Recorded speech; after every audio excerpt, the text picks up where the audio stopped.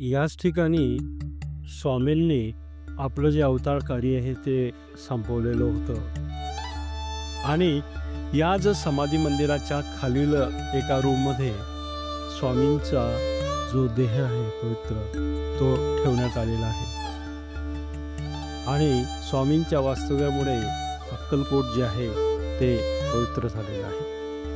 1876 मध्ये स्वामी अक्कलकोट येथे आले आणि पुढे 1878 मध्ये स्वामीजींनी या ठिकाणी आपला अवतार कार्य हे संपवलेलं आहे।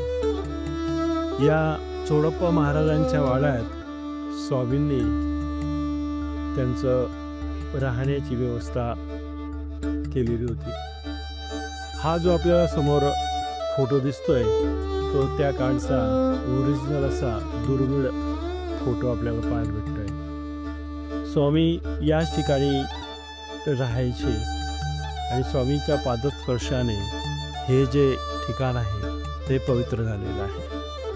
दर्शक दिसल्यानंतर आपण आता इकडे ज्या ठिकाणी वटवृक्ष आहे आणि वटवृक्षाखाली महाराज बसायचे या ठिकाणी आलेलो आहे। वटवृक्ष आपल्याला पाहायला भेटतोय। या वटवृक्षाखाली बसून महाराजांनी त्यांचे जे असंख्य असे भक्त आहेत त्या भक्तांच्या व्याधी दूर करण्याचं कार्य केलेलं आहे। स्वामी समर्थ महाराज हे दीर्घकाळ अक्कलकोट येथे वास्तव्याला होते। अक्कलकोट हे सोलापूर जिल्ह्यात असलेलं एक गाव आहे। श्री समर्थ हे श्रीपाद वल्लभ आणि श्री नरसिंह सरस्वती यांनंतरचे भगवान श्री दत्तात्रयाचे तिसरे पूर्ण अवतार म्हणून ओळखले जातात।